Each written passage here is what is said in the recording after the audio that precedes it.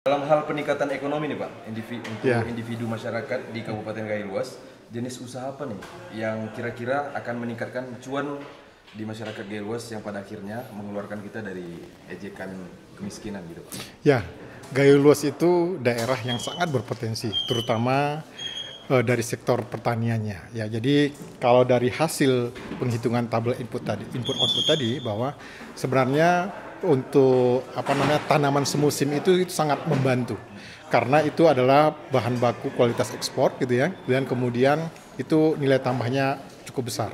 Tapi memang untuk itu kalau dilihat per pekerja ini memang pendapatan per bulannya hanya sekitar 4,8 juta.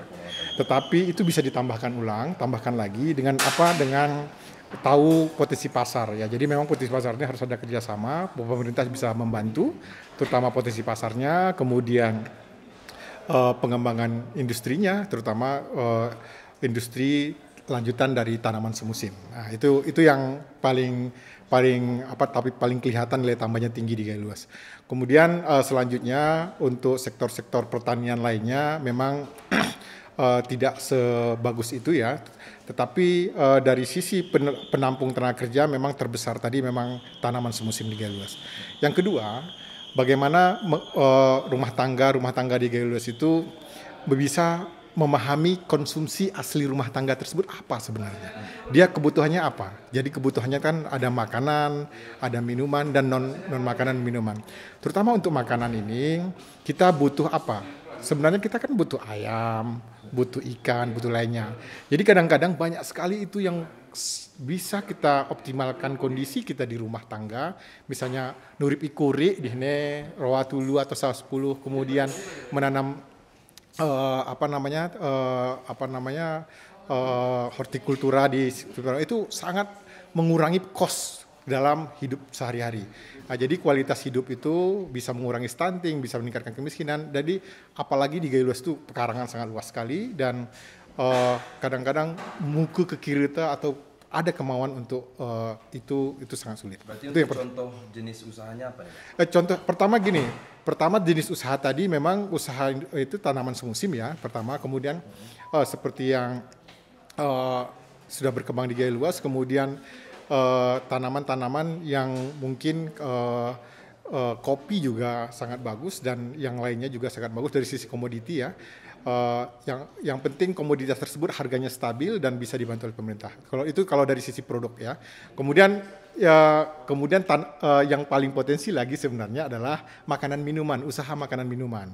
Nah, jadi usaha makan minuman ini itu sangat dibutuhkan masyarakat. Siapapun hari-hari pasti makan dan minum, tetapi kualitasnya itu perlu dijaga. Kemudian kemasannya. Jadi mungkin pemerintah bisa membantu kemasan untuk meningkatkan kualitas makan minum yang mungkin bisa ditukan keluar daerah. Terima kasih. Kemudian tips nih Pak, Tips. untuk masyarakat mungkin kita kan kalau dari pemerintah banyak sudah edukasi bagaimana memproduksi mungkin keripik, kopi dan segala macam. Oke. Tapi masyarakat bingung jual kemana gitu Pak? Oh, Tipsnya bagaimana?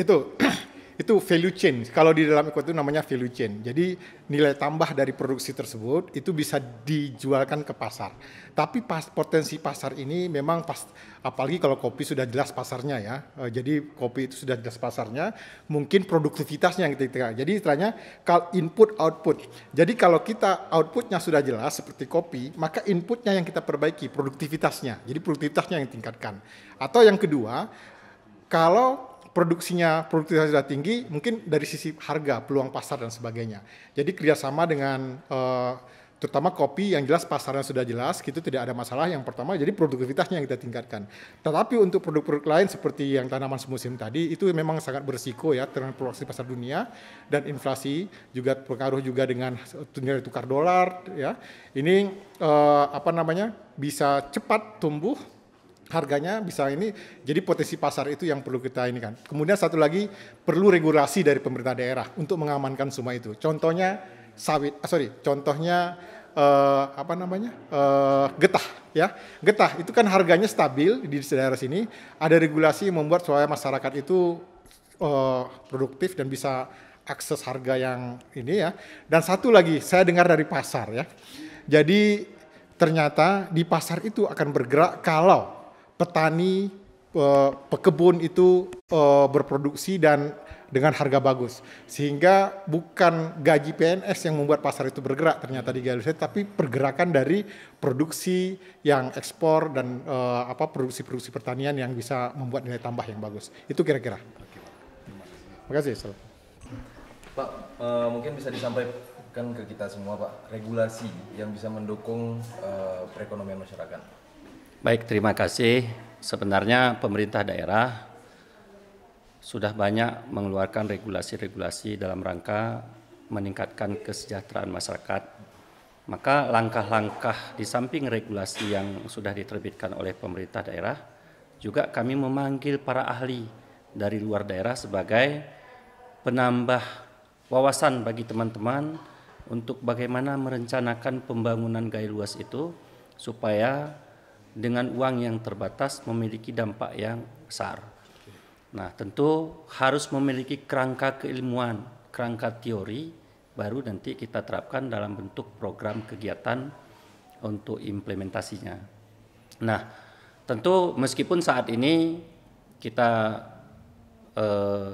melihat tren pertumbuhan ekonomi masyarakat cukup bagus, kemudian derajat kesehatan masyarakat semakin meningkat, IPM kita meningkat, kemudian pengangguran terbuka rendah, kemudian Gini rasio gaya luas cukup bagus, kemudian yang lain-lain juga cukup bagus, tetapi kita juga butuh lebih cepat lagi. Pertumbuhan ekonomi kita lebih cepat, kemudian neraca perdagangan kita selama ini defisit itu secara perlahan nanti akan kita kurangi dengan menerbitkan regulasi-regulasi maupun nanti program kegiatan yang efektif, tepat sasaran, dan terukur yang memiliki dampak pertumbuhan ekonomi tentunya. Baik Pak, kemudian dari FGD kita kali ini Pak, ini ke arah mana kita ajak masyarakat gitu Pak? Kita bahwa untuk keluar dari permasalahan kemiskinan, permasalahan indeks pembangunan manusia tidak bisa hanya dilaksanakan oleh pemerintah saja, tetapi harus kita mengedukasi masyarakat, memberdayakan perekonomian mulai dari keluarga. Jadi bergerak kita bagaimana keluarga itu bisa produktif semua keluarga, kemudian bisa memahami dan pentingnya untuk menyisihkan sebahagian pendapatannya itu untuk berinvestasi dan untuk menabung barangkali untuk persiapan-persiapan di masa depan.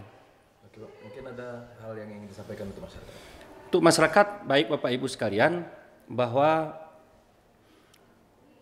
Kabupaten Gaya Luas ini sama-sama kita bergerak untuk lebih maju.